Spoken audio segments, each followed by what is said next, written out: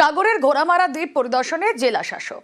Jetty তৈরি সহ একাধিক উন্নয়নমূলক পরিকল্পনা বাস্তবায়নের আগে পরিদর্শনে ডিএম। স্থানীয়দের দাবি মেনে জেটি ঘাট নির্মাণের পরিকল্পনা। টেলিমেডিসিন নিয়েও সমস্যা সমাধানের আশ্বাস। এলাকায় বিদ্যুৎ পরিষেবার সময়সীমা বাড়ানোর পরিকল্পনা। ঘোড়ামারা আইল্যান্ড একটা যেহেতু মেনল্যান্ড থেকে একটু কাট অফ রয়েছে, সেখানে বিভিন্ন স্কিমগুলো দেখার, ওদের সলিড ওয়েস্ট ম্যানেজমেন্টের কাজগুলো দেখেছি। ওখানে একটা এমপিসিএস শেল্টার হয়েছে, সেটা দেখা হলো। আরও ওখানে যেমন আমাদের ইলেকট্রিসিটি নিয়ে সোলারের উপর কিছু কাজ হয়েছে। তো সেখানে আমরা অলরেডি ট্রান্সপোর্ট ডিপার্টমেন্টের সঙ্গে একটা কথাবার্তা প্রিলিমিনারি ফর্মাল একটা অ্যাপ্লিকেশনগুলো করব জেটির ক্ষেত্রে। তারপরে ওরাই টেকনিক্যাল ফিজিবিলিটি দেখে বলতে পারবে কী ধরনের জেটি করার ওখানে ঠিক হবে। অ্যাকাউন্টে ঢুকছে বাংলার বাড়ির টাকা, কিন্তু বাড়ি তৈরিতে তদারকি করার কেউ নেই। তাই আবাসের টাকা ফেরত দিতে চেয়েছিলেন দুই উপভোক্তা। তাদের পাশে দাঁড়িয়েছে কাকদ্বীপের গ্রাম পঞ্চায়েত। সিদ্ধান্ত হয়েছে পঞ্চায়েতের প্রতিনিধিরাই দাঁড়িয়ে থেকে বাড়ি তৈরি করে দেবেন।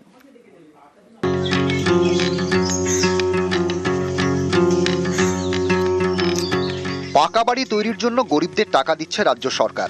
প্রকল্পের নাম বাংলার বাড়ি।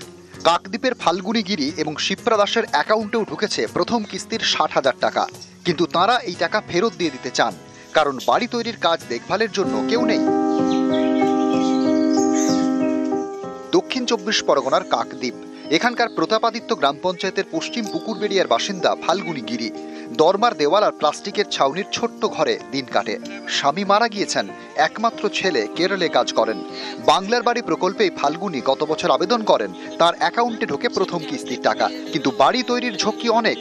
ইট, বালি, সিমেন্টের ব্যবস্থা করবে কে? তাই আবাসের টাকা ফেরত দিতে চেয়েছিলেন ফাল্গুনী। তার সমস্যার কথা পঞ্চায়েত অফিসে জানান। পঞ্চায়েত তখন পাশে দাঁড়ানোর আশ্বাস দেয়। তারপর শুরু হয় বাড়ি তৈরি। এই কাজে তদারকি করছেন পঞ্চায়েত প্রতিনিধিরা।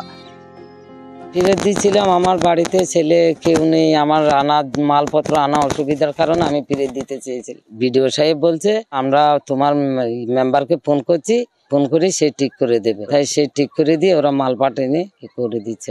ওরা দায়িত্ব নিয়েছে, ঘরের কাজ শুরু হয়েছে। আবাস যোজনা উনি পেয়েছিলেন, বাড়ি করার সেই শক্তি সমর্থ নেই। পঞ্চায়েতের তরফ থেকে আমরা দায়িত্ব নিয়ে আমরা অলরেডি সহযোগিতায় ওনার বাড়িটা করে দেওয়ার জন্য আমরা উদ্যোগ নিয়েছি। কাজ শুরু হয়েছে। সেকেন্ড ফেজের টাকাটা ঢুকলে আশা করি ঘরটা কমপ্লিট করে দিতে পারবো।